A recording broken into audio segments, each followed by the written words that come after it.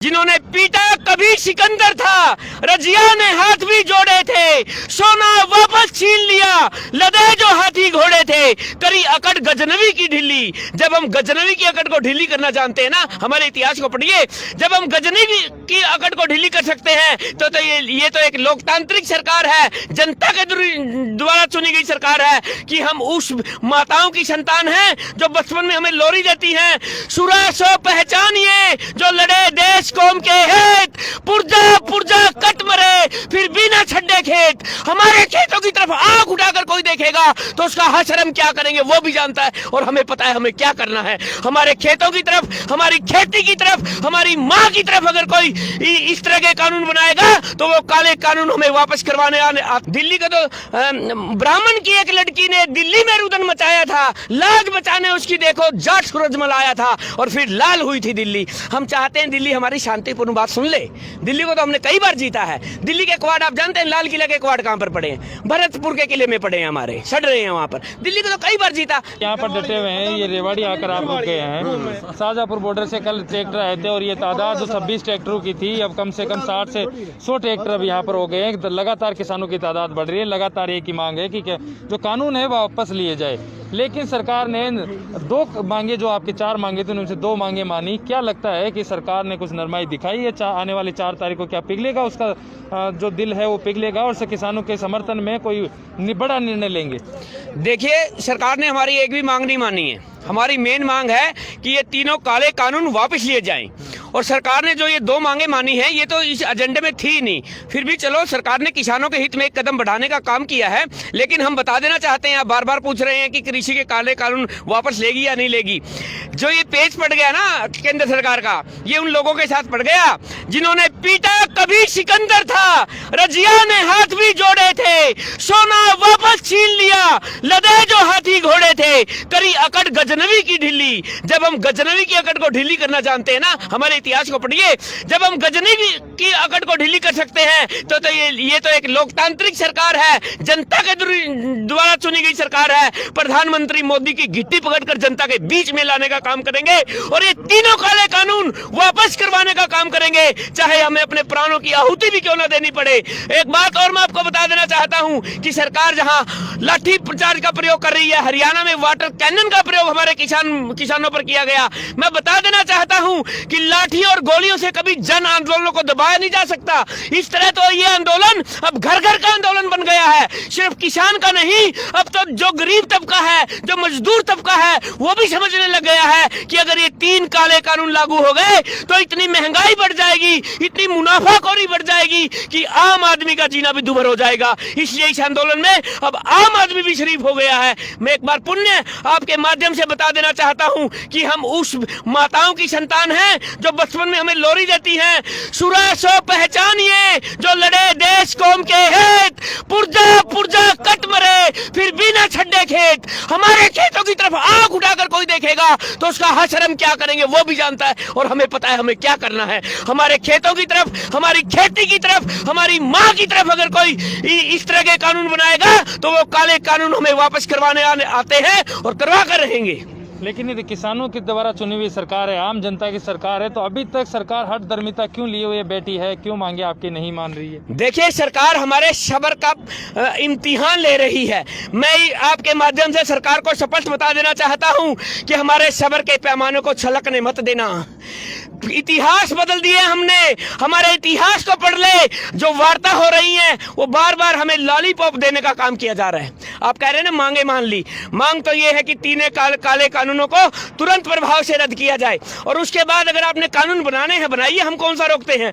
हमारे संविधान में स्पष्ट व्याख्या है कि अगर किसी वर्ग का कानून बनाया जाए तो उस वर्ग के प्रतिनिधियों से सलाह मशवरा लिया जाए, लिखित में लिया जाए कि आप इस तरह के कानून के बारे में क्या राय रखते हैं। ये कानून, ये तो सरकार की मंशा स्पष्ट दिखाई दे रही है। कोरोना काल में महामारी का हवाला देते हुए इस तरह चोरी छिपे एकदम कानून लाने की ऐसी कौन सी विपदा आप पड़ी थी काले का। अगर आपको कृषि कानून लाने हैं तो किसानों के प्रतिनिधियों से बात कीजिए, उनकी राय जानिए, उनकी आपत्तियां दर्ज कीजिए। आपने तो कुछ नहीं किया, आपने तो पूरे संविधान को एक तरफ रखकर लोकतंत्र की हत्या करने का काम किया। हम बता देना चाहते हैं, जब तक ये वीर सिपाही यहाँ पर खड़े हैं, लोकतंत्र की हत्या हम होने नहीं देंगे। हमारे संविधान के अनुसार सरकार को चलना पड़ेगा। सरकार संविधान से सरकार भी बंधी है और हम भी बंधे हैं। हम सरकार की वो बातें मानेंगे जो मानने योग्य होगी, लेकिन अगर गलत मंशा के साथ अडानी और अंबानी को लाभ पहुंचाने के लिए, कॉर्पोरेट घरानों को लाभ पहुंचाने के लिए कानून बनाएंगी तो विरोध भी दर्ज होगा और आंदोलन भी झेलना पड़ेगा। लेकिन सरकार कह रही है ना आपके कि यदि आप बात मान रहे हैं तो वो भी आपकी बात मान रहे हैं, आप आइए संशोधन करेंगे, जो समस्या है उसको ठीक करेंगे, आप आकर बैठिए बात कीजिए। हम बिल्कुल तैयार हैं, लेकिन किस बात पर तैयार हैं ये आप ध्यान से सुन लीजिए। हम तैयार हैं कि एक बार आप ये काले कानून तो वापस ले लीजिए, उसके बाद आपने कानून बनाने हैं, हमारे साथ बैठकर बनाइए, हमारी सहमति से बनाइए, किसान संगठनों से बात कर बनाइए, और अगर सहमति से कानून बनते हैं तो हम भी सरकार को मानते हैं। हमारे आदरणीय प्रधानमंत्री से हमारा निवेदन है कि वो हर धर्मिता को छोड़ते हुए, तानाशाही रवैये को छोड़ते हुए, जनतंत्र और लोकतंत्र में प्रजा की भावनाओं की कदर करते हुए इन कानूनों को वापस लेकर और हमें विश्वास में लेकर कानून बनाए। हमें कौन सी दिक्कत है? अगर किसान सुधार वो करना चाहते हैं, किसान अन्नदाता किसान जो पिछले काफी समय से सरकार की गलत नीतियों के कारण भूखमरी के कंगाल पर आ गया है, आत्महत्या करने को मजबूर है, अगर सरकार उसका भला करना चाहती है तो आइए हमारे साथ बैठकर हमारा भला कीजिए। जब आप मेरे को कहते हैं कि मैं आपका भला करना चाहता हूं, मैं कहता हूं हाँ कीजिए। अब मुझे लगता है कि आप मेरा भला नहीं करें, मैं कह रहा भाई मुझे तो तेरे भले की जरूरत ही नहीं है, तो जबरदस्ती भला करने पर क्यों तुले हो आप लोग? हमसे बात कीजिए, हमें समझाइए कि ये बात है, ये ऐसे होगा वैसे होगा। आप तो जबरदस्ती कानून थोप रहे हैं, और थोपी हुई चीज तो हमने कभी बड़े बड़े राजाओं की नहीं मानी। मैं उस खाप का सिपाही हूँ, सिर्फ खाप ने जिसने अंग्रेजों की रसद को रोकने का काम किया था। दिल्ली को हमने कई बार जीतने का काम किया, हमसे दूर नहीं है दिल्ली। हमें मजबूर मत कर शासक, जुल्मी शासक, हमें मजबूर मत कर कि हमें कुछ करना पड़े। समझ, जनता की भावना को समझ, जनता के मर्म को समझ, और जनता के मर्म के हिसाब से अगर कानून बनाएगा तो तेरी वाहवाही होगी, और अगर इस तरह के कानून बनाएगा तो वापस करवाने हमें आते हैं, करवा कर ही दम लेंगे। यहाँ से अब आगे कब तक जाएंगे? यहाँ आपको पुलिस द्वारा रोक लिया गया है, किस तरीके से अब आगे जाने का आपकी रणनीति है? देखिए, हम अपनी रणनीति के तहत ही कार्य कर रहे हैं। पूरे सभी बॉर्डरों पर, हम टिकरी बॉर्डर पर भी थे, हम यहाँ पर भी है। सरकार अपनी रणनीतियां बना रही है, हम भी तो अपनी रणनीति बना रहे हैं, और हमारी रणनीति का आईबी और सीआईडी भी पता नहीं कर पाएगी। ये मैं इस आपके समाचार न्यूज के माध्यम से बता देना चाहता हूं कि अभी तो 26 जनवरी भी मनानी है ना, गणतंत्र दिवस भी मनाना है ना, सरव खाप के सिपाही बैठे हैं ना। जब हमने अंग्रेजों को दिल्ली में जाने से रोका तो हमारे बगैर गणतंत्र दिवस को सही ढंग से मनाने की बात कर रहे हैं। तो बहुत रणनीति है, गुप्त रणनीति है हमारी भी। अभी तो किसानों के आंदोलन का नया, एक बात तो आपको माननी पड़ेगी कि इस आंदोलन ने पूरे शांतिपूर्ण ढंग से, अनुशासन के ढंग से पूरे विश्व का ध्यान अपनी ओर आकृष्ट किया है।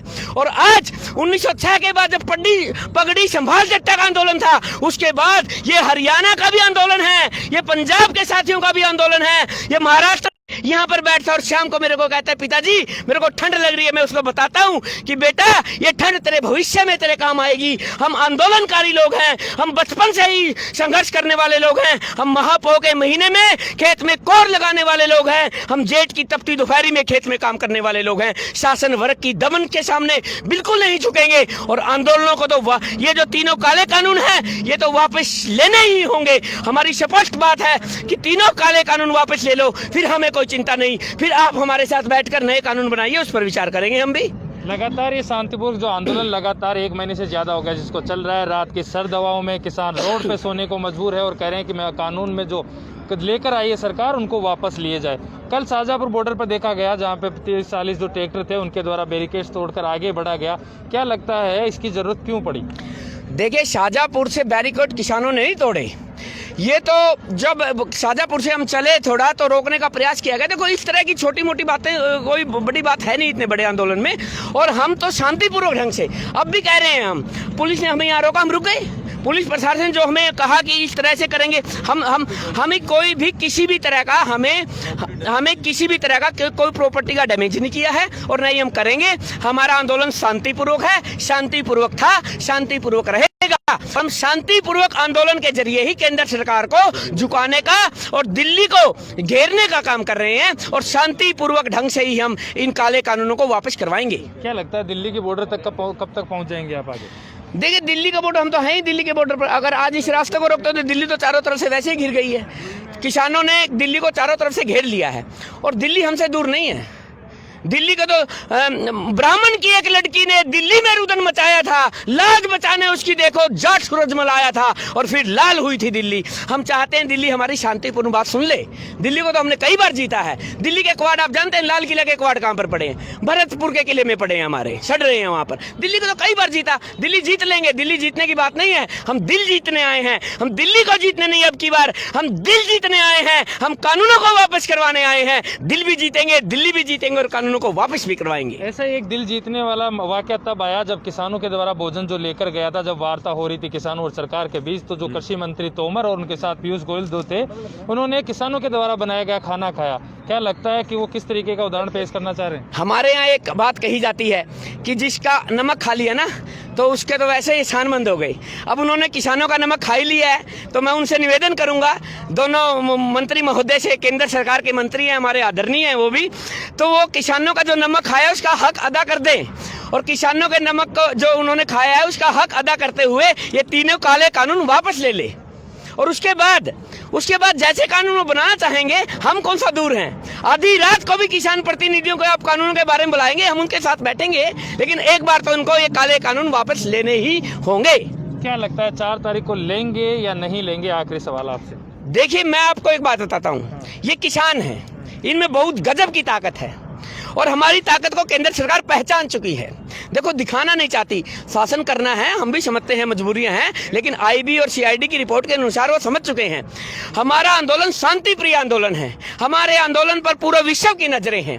आज पूरे हरियाणा का, पंजाब का, पूरे भारत का अन्नदाता आंदोलनरत है, तो कनाडा का प्रधानमंत्री उसका समर्थन कर रहा है, यूके के 35 सांसदों ने उसका समर्थन किया है, संयुक्त राष्ट्र में भी ये बात चल रही है कि किसानों का आंदोलन चल रहा है, पूरे विश्व का ध्यान इस पर है। तो मैं तो ये कहूंगा कि आप कहते हैं 4 तारीख को वार्ता, सरकार तो मेरे ख्याल में मन ही मन राजी हो चुकी है। अब वो मेरे ख्याल में तो कोई सम्मानजनक रास्ता ढूंढने की कोशिश कर रही है। कानून तो वापस होंगे, इसमें कोई दो राय नहीं है। अच्छा, अब आपका नाम बता दीजिए और ये बता दीजिए कि ये कौन सी जगह है जहाँ पर आप रुके हुए हैं शाहजहाँपुर बॉर्डर के पास चलने के बाद, जिससे दर्शकों को ये पता चले।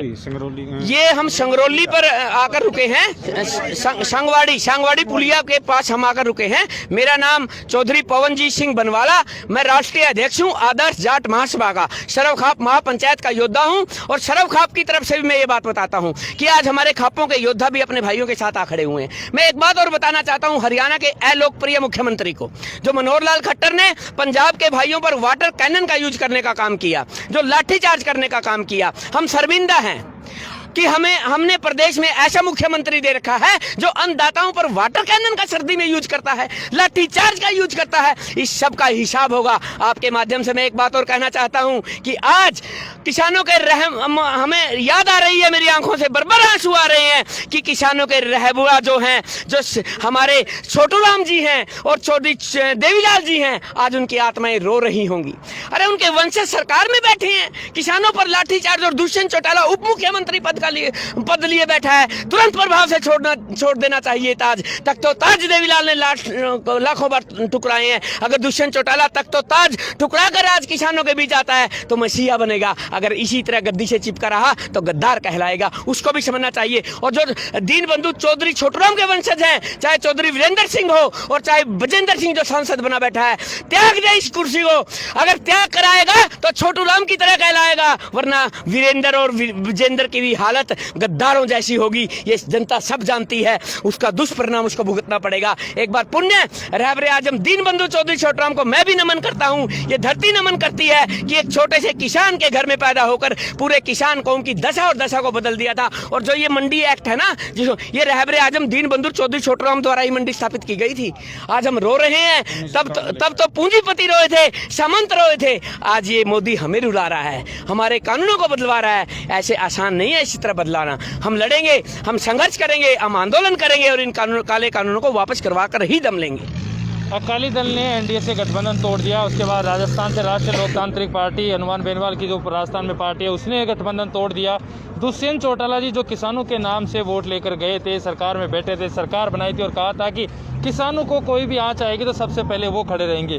क्या लगता है किस तरीके का दबाव उनके ऊपर है जिसकी वजह से वो किसानों के साथ नहीं आ पा रहे? देखो, मैं दुष्यंत जी को अच्छी तरह जानता हूँ। दुष्यंत जी अच्छे नेता थे और हमने भी दुष्यंत जी को सपोर्ट किया था, क्योंकि हमें लग रहा था कि ताऊ देवीलाल का ये दूसरा रूप है। लेकिन इस आंदोलन आंदोलन ने तो दुष्यंत जी का दूसरा ही रूप हमारे सामने लाकर खड़ा कर दिया। मैं दुष्यंत जी को बताना चाहता हूं कि समय रहते चेत जाइए। मैं आपका शुभचिंतक हूं। पवनजीत बनवाला दुष्यंत का मित्र है और मैं कह रहा हूं दुष्यंत जी को आपके माध्यम से कि तुरंत प्रभाव से इस्तीफा देकर किसानों के बीच आइए। आपकी किसान आपकी पार्टी की रीढ़ की हड्डी किसान है, आपकी पार्टी का मेन सेनाधार किसान है, तो किसानों से दूर मत जाइए, किसानों के बीच आइए, आपको बहुत बड़ा वो मिलेगा। लेकिन अगर इस तरह आप सत्ता से चिपके रहे ना, किसान कभी सत्ता से चिपके रहने वाले लोगों को प्यार नहीं करता। समझता है कि ये कानून हमारे डेथ वारंट के समान है, तो समर्थन का तो सवाल ही पैदा नहीं होता। कोई भी किसान इन काले कानूनों के समर्थन में नहीं है। सिर्फ कुछ बीजेपी के कार्यकर्ता हो सकते हैं और उनसे कोई मतलब भी नहीं। आप देखिए ना, लाखों की संख्या में किसान, हमारी माताएं और बहनें, हमारे 10-10 साल के बच्चे जब ठंड में ठिठुर रहे हैं, हमें कोई चाव नहीं है। हमें भी अपने घर प्यारे लगते हैं, हमें भी अपने खेत प्यारे लगते हैं। देखिए छोटे छोटे बच्चे, दिखाइए आप किस तरह छोटे छोटे बच्चे इस आंदोलन में शरीक हो रहे हैं। भारत का अन्नदाता इन कानूनों के खिलाफ है। सिर्फ वो लोग जो किसी विशेष पार्टी से जुड़े कुछ विशेष लोग हो सकते हैं, कार्यकर्ता बहुत होते हैं पार्टियों के, IT सेल वगैरह होती है, वो तो अगर समर्थक हो तो मुझे पता नहीं, लेकिन समर्थन होने की तो इन तीनों काले कानूनों में कहीं कोई बात ही नहीं है। ठीक है।